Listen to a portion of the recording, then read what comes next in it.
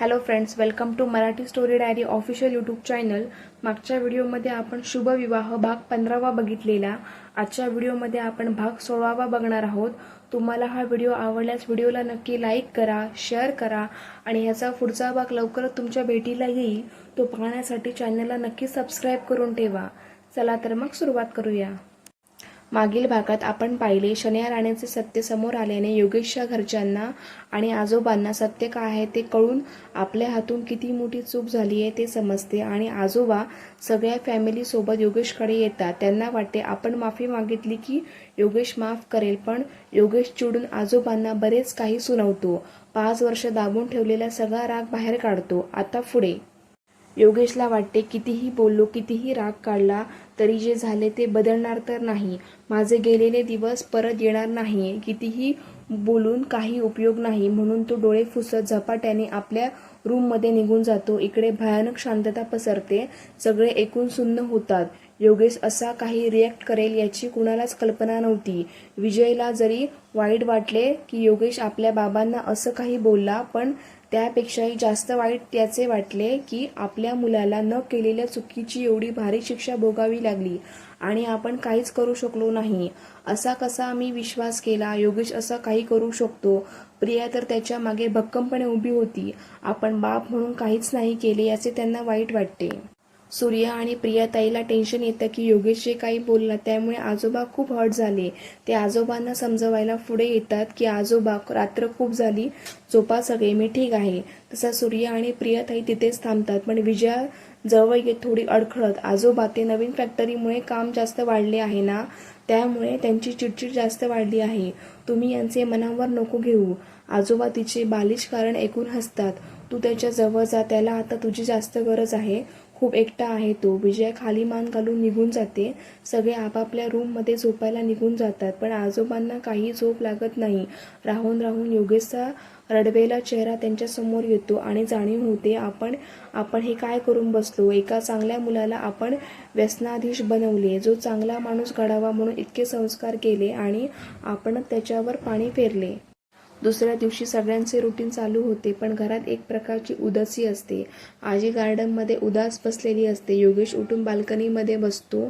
आज त्याला ऑफिसमध्ये जायचे मूड नव्हते, पण त्याला घरीही थांबायचे नव्हते। प्रियाताई पूजेची सगळी तयारी करतात, पण आजोबा अजूनही उठलेले नसतात। पूजेला उशीर नको म्हणून त्या विजयला पूजा करायला लावतात। रात्री कदाचित झोप झाली नसेल म्हणून मामनजी अजूनही झोपून आहेत, तेव्हा त्यांना झोपू द्या असा विचार करून ती पूजा विजयसोबत आटपून घेते। किचनमध्ये विजय आणि दिशा नाश्त्याची तयारी करीत असतात, तर वैजू त्यांना बघत असते। सूर्या योगेशच्या बेडरूममध्ये येतो आणि तो सरळ बाल्कनी त्याच्या समोर जाऊन उभा राहतो। योगेश त्याच्याकडे बघून, सूर्या, तू जर कालच्या विषयावर बोलायला आला असेल तर मला त्यावर काहीही बोलायचं नाही। जे बोलायचे होते ते मी कालच बोललो। सूर्या, असं कसं? योगेश, तू काल तुझी बाजू सांगितली, पण आजोबांच्या वागण्यामागे आणखी काही कारण राहू शकते किंवा कुणाचे काटकरस्थान राहू शकते, याचा विचार केला का तू? योगेश, सूर्या, तू मला आजोबांच्या वागण्याचे जस्टिफिकेशन द्यायला आलास काय? सूर्य, नाही, मी तुला हे सांगायला आलो की कुणीतरी जाणून तुमच्यात फूट पाडायचे काम करीत आहे। योगेशनं समजून, असं कोण करेल आणि असं करून कुणाला काय मिळणार आहे? सूर्या, तुला माहीत नाही योगेश यामागे किती मोठा दिमाग लावला आहे। योगेश, तुला काय म्हणायचे आहे? सरळ सरळ बोल, कुणी काटकरस्थान केले? सूर्या, माझे आई बाबा आणि लहान काका काकू। योगेश आश्चर्याने, तू काय बोलत आहे आणि कुणाबद्दल बोलत आहे, कळतंय का तुला?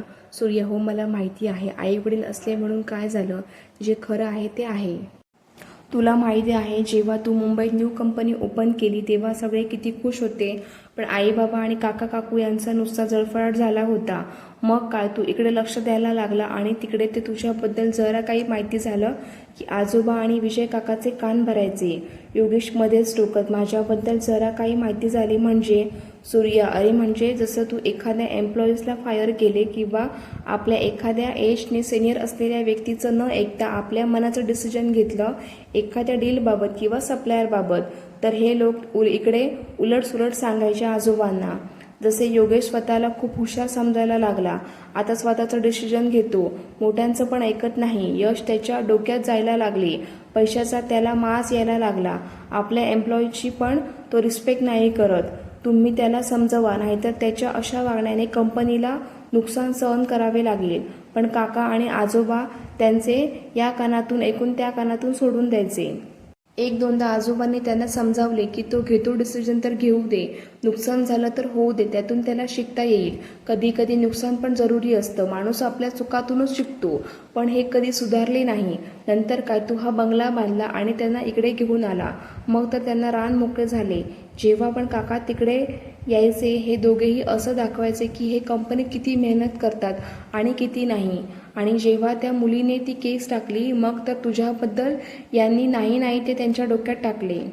मी म्हणालो होतो योगेशला आवरा, पण तुम्ही ऐकले नाही. घ्या आता त्याचे परिणाम भोगा. मी सांगितले होते कमी वयात पैसा आला की माणूस बिघडतो. आता तर मुलीवरही वाईट नजर टाकायला लागला. आजोबा आणि काकांना विश्वास नव्हता, पण यांनी त्यांचे इतके कान भरले शेवटी की त्यांनाही त्या गोष्टी खऱ्या वाटल्या. न्यूज चॅनलवर तर इतका भडीमार चालू होता. त्यात बाबा आजोबांना सांगायचे की हे सगळे खोटे तर नाही बोलू शकत. न्यूजवाले पूर्ण शहानिशा करूनच न्यूज डिस्प्ले करतात आणि कुठली मुलगी फक्त पैशासाठी असा घाणेरडा आरोप लावेल. योगेश आश्चर्याने, पण हे सगळं कशासाठी? हे सगळं करून त्यांना काय मिळणार होतं? सूर्या, सोपं आहे योगेश. या सगळ्यातून तू काका आणि आजोबांपासून दुरावला की मग पुण्याच्या कंपनीत जे काकांचे 60% शेअर्स आहेत ते त्यांच्या मुलांना मिळेल. बस त्या शेअर्ससाठी हा इतका खटाटोप केला. कारण हे फक्त 40%चे मालक, मग यांच्या मुलांना काय मिळेल? 10% योगेश, अरे पण मी हे सगळं फक्त काय माझ्या एकट्यासाठी करीत होतो का? मी न्यू कंपनी ओपन केली आणि अजून दुसरी पण हात टाकला, तो तुम्हा सर्वांना डोळ्यासमोर ठेवूनच. उद्या चालून शिशिर आणि रोहन बिझनेसमध्ये येतील तर ते एक कंपनी सांभाळू शकेल आणि तू मला या कंपनीत मदत करशील, या उद्देशानेच मी यात हात घातला. सूर्या योगेशच्या खांद्यावर हात ठेवत, हे मी समजू शकतो रे, पण या लालची लोकांना काय कळणार आपल्यातील प्रेम आणि बॉन्डिंग? योगेश आवाज वाढवीत, सूर्या, लालची कुणाला म्हणत आहे? विसरू नको, ते तुझे आई वडील आहेत. सूर्या, आई वडील असले म्हणून काय झाले? जे आहे ते सांगितलं. मला फक्त इतकंच म्हणायचं आहे की आजोबांनी जे काही वागले ते चुकीचे असले तरी त्यामागची खरी पार्श्वभूमी ही होती. योगेश, सूर्या, हे जरी कितीही खरे असले तरी आजोबा जे वागले ते चुकीचेच होते. कुणी कितीही कान भरले तरी यांनी विश्वास नव्हता करायला पाहिजे. आफ्टर ऑल मला त्यांनी लहानाचे मोठे केले. मला एवढे ओळखतातच ना, मग असं कसं समजू शकतात ते?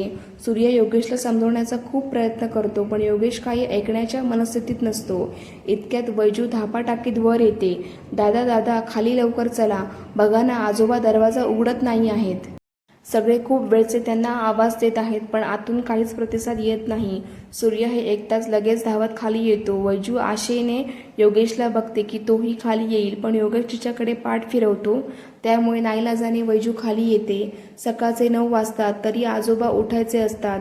रोज अगदी भल्या पहाटे उठणारे आजोबा आज लवकर उठले नाही. तेव्हा आजीला वाटते की रात्री बराच वेळ त्यांना झोप लागली नाही आणि सकाळी सकाळी झोप लागली तर झोपून द्यावे म्हणून तिने उठवले नाही.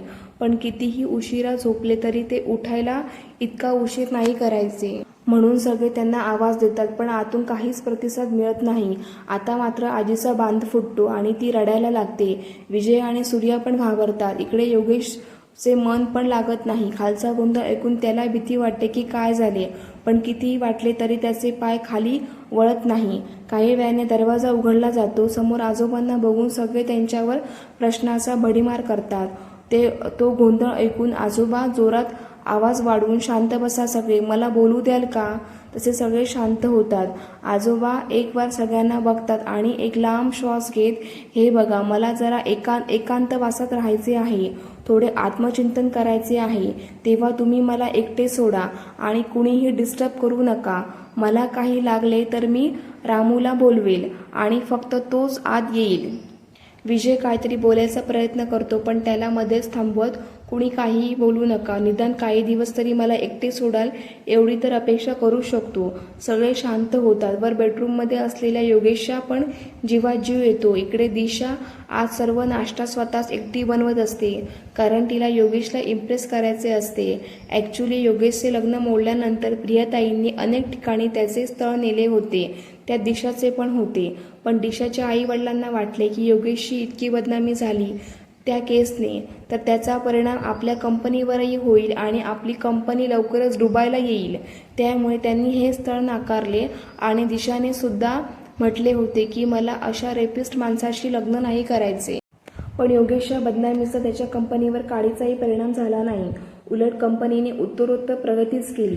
योगेशचे एवढे ऐश्वर्य बघून आता मात्र दिशाला आपल्या निर्णयाचा पश्चाताप होतो.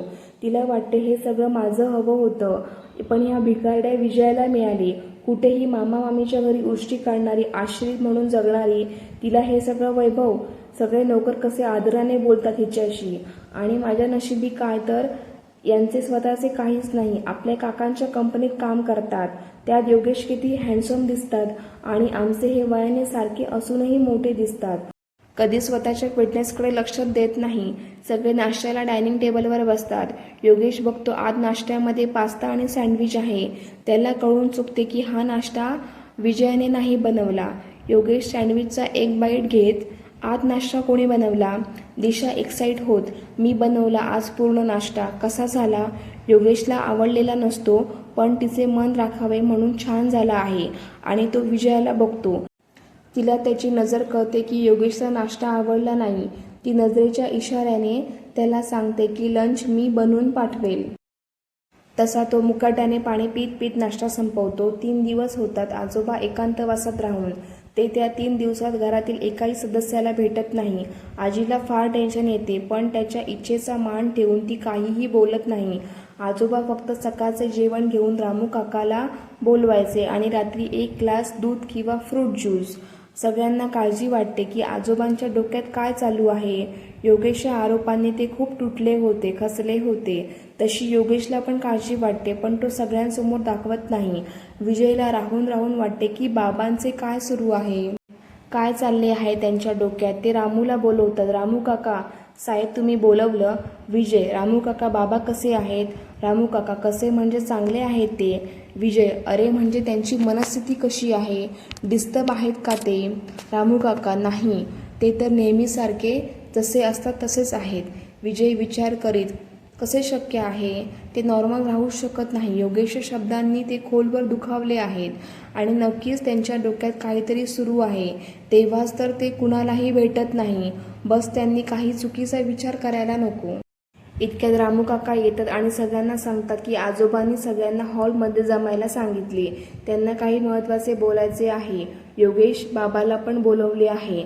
तशी विजय योगेशला आजोबांचा निरोप देते, पण त्याला उद्याच्या मीटिंगला लीड करायची असल्याने तो मीटिंगचे पॉईंट आणि डिटेल्स चेक करीत असतो. त्यामुळे तो खाली जाणे टाळतो. सगळे हॉलमध्ये बसलेले असतात. काही वेळात आजोबा येतात.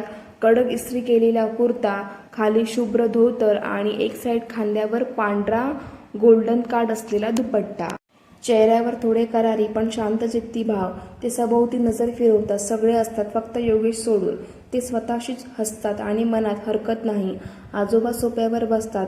तुम्हा सगळ्यांच्या डोक्यात अनेक प्रश्न असतील की मी अचानक असा एकांतवास का घेतला आणि आता सगळ्यांना बोलावले तर काय सांगणार आहे. खरं आहे, खरं तर मी एकटा राहून आत्मचिंतन केले. योगेश म्हणतो ते बरोबर आहे. त्याने काही न करता शिक्षा भोगली आणि मी नकळत का होईना चूक तर केली. मग माझ्या चुकीला सहज माफी का द्यावी त्यांनी? म्हणून मी ठरवले आहे, जसा इतकी वर्ष योगेश आपल्या फॅमिलीपासून दूर राहिला तसा मी पण आजपासून वृद्धाश्रमात राहणार. हे ऐकताच सगळे त्यांच्यावर प्रश्नांचा भडीमार करतात. रोहन, शिशिर, सूर्या सगळे त्यांना आम्ही तुम्हाला असे कुठे जाऊ देणार नाही म्हणतात. तसे सगळे त्यांना त्यांच्या निर्णयापासून परावृत्त करतात. सगळा गोंधळ ऐकून आजोबा सगळ्यांना मोठ्याने शांत राहा. हे बघा माझा निर्णय झालेला आहे, तो बदलणार नाही. विजय. बाबा अहो योगेश रागात मनात येईल तो बरळला. तुम्ही इतकं काय ते मनावर घेता? त्याचा राग शांत झाला की तोच येईल तुमच्याशी बोलायला. आजोबा मुळात मी योगेशवर रागावलोच नाही. मला फक्त माझ्या चुकीचे प्रायश्चित्त करायचे आहे आणि म्हणून मी वृद्धाश्रमात राहण्याचा निर्णय घेतला आहे आणि तो बदलणार नाही. आजी अहो माझा काही विचार केला का? मला पण तुमच्यासोबत घेऊन चला. मी तुमची पत्नी आहे आणि तुम्ही कुठेही आणि कसल्याही परिस्थितीत असलात तरी मी तुमची साथ सोडणार नाही असे वचन दिले होते लग्नात. आजोबा शकून तू आता फक्त पत्नी नाही तर आई सुद्धा आहे. मी नसताना या घरावर लक्ष ठेवणे तुझे काम आहे. आजी, अहो आपली मुलं आता मोठी झाली, नातू पतणू येतील आता त्यांना. आजोबा, ते कितीही मोठे झाले तरी आई वडिलांना मुले लहानच असतात ग. रोहन आणि शिशिर एकसाथ. आजोबा, तुम्ही कुठेही गेले तरी आम्ही तिथे तुम्हाला भेटायला येऊ. आजोबा, नाही रे बाळांनो, मी तिकडे फॅमिलीतील कुठल्याही व्यक्तीला भेटणार नाही. मी जर तुम्हा सगळ्यांना भेटत राहिलो तर फॅमिलीपासून दूर राहायचे दुःख काय असते ते कसे कळेल मला. सूर्या, म्हणजे काय आजोबा, तब्येतीची काळजी कोण घेईल. तू कुणालाही भेटणार नाही. अहो तुमची शुगर तिथे वाढली किंवा BP वाढला तर लक्ष कोण देईल. आजोबा, कोण म्हणजे मी घेईन ना माझी काळजी. तिथे स्वतःची काळजी स्वतः घ्यायची असते. सगळे आपापल्या परीने प्रयत्न करतात पण आजोबा काही ऐकत नाही आणि रामूला बॅग आणायला सांगतो आणि सूर्याला कॅब बुक करायला सांगतात. इतक्यात सूर्याला वाटते योगेशने जर थांबवले तर कदाचित आजोबा थांबतील, म्हणून तो आजोबांना 1 मिनिट मी योगेशला बोलून आणतो, त्याला भेटल्याशिवाय तुम्ही नाही जाऊ शकत. तसे आजोबा निमूटपणे पुन्हा सोप्यावर बसतात आणि सूर्य जरा धावतच योगेशच्या रूममध्ये जातो. त्याच्या पाठोपाठ विजयाही जाते. सूर्या बाल्कनीत जाऊन योगेश समोर बसतो तर विजया रूममध्येच थांबते. सूर्या, योगेशचं लवकर खाली. ते आजोबा बघ प्रायश्चित्ताच्या नावाखाली आजपासून वृद्धाश्रमात राहतो म्हणत आहे. योगेश मीटिंगची तयारी करत असतो लॅपटॉपवर. हे ऐकतात त्याला धक्का बसतो. तो डोळे मोठे करून मोठ्याने, काय पण यांना सांगितले कुणी हे करायला. सूर्या, अरे कोण सांगणार, त्यांनी परस्पर स्वतःच ठरवले. तू थांबवले तर ते नक्की थांबतील. चल ना लवकर खाली. योगेश अडखळत, पण मी काय सांगू त्यांना. सूर्या, काही नाही, बस एवढेच बोल की काल तू जे काही बोललास ते रागात बोलून गेला. तुला तसे नव्हते म्हणायचे. योगेशच्या मनात येते, मी जे काही भोगले सहन केले या 5 वर्षात तेच बोललो म्हणजे मी रागात बोललो. म्हटले की झाले. माझ्या त्रासाचा दुःखाचे कुणाला काहीच नाही. मी किती सहन केलं तरी हे बोलू की ते सगळं रागात बोललो नाही. तो माझा आत्मा रडत होता, मी रागात नव्हतो बोलत. तो सूर्याला बघतो. नाही सूर्या, मला नाही जमणार हे बोलायला. सूर्य हताश होत. पण योगेश अशाने ते वृद्धाश्रमात निघून जातील. आजोबा किती जिद्दी आहे तुलाही माहिती आहे. योगेश निर्विकारपणे, जाऊ दे त्यांनाही, कळू दे फॅमिलीपासून दूर राहण्याचे दुःख काय असते ते. सूर्य हताश होतो. दोघांपैकी कुणीही ऐकायला तयार नाही. चला फ्रेंड्स, आजच्या पुरतं एवढंच. व्हिडिओ आवडल्यास व्हिडिओला नक्की लाईक करा आणि चॅनलला नक्की सबस्क्राईब करून ठेवा.